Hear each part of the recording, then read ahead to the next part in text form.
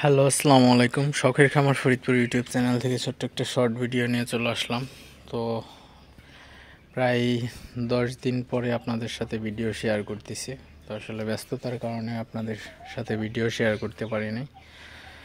তো অবশ্যই সবাই সাপোর্ট করবেন। তো আমার মুরগির খামারটা হচ্ছে, মুরগির শেডটা পরিষ্কার করলাম আজকে। তো মুরগির শেডটা পরিষ্কার কিভাবে করতে হয়, আসলে শেডটা পরিষ্কার করার পর কতদিন রেস্ট দিতে হয়, তো বিগত ভিডিওতে আপনাদের সাথে অনেকবার শেয়ার করছি।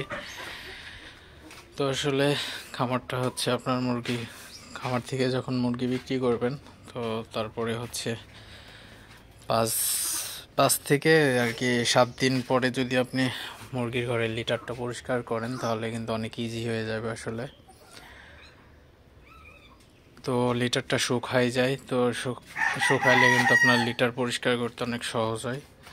তো লিটার পরিষ্কার করার পরে হচ্ছে আপনার ঘরটা ভালোভাবে ঝাড়ু দিবেন, তো একদম ক্লিন করে ফেলবেন। তো ক্লিন করার পরে আপনি পাথর চুন, তারপরে হচ্ছে আপনার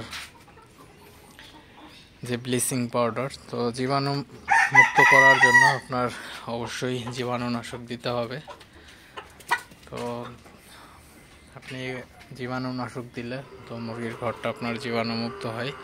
তো তারপরে কিন্তু আপনারা জীবাণুনাশক দেওয়ারও 1 সপ্তাহ পরে আপনার শেডে মুরগি তুললে কিন্তু সেই আর সমস্যা হয় না। তো বাচ্চাগুলো সুস্থ থাকে, ভালো থাকে।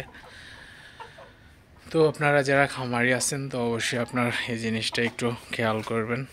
তো ভিডিওটি আর বেশি বড় করব না, সবাই ভালো থাকবেন, সুস্থ থাকবেন।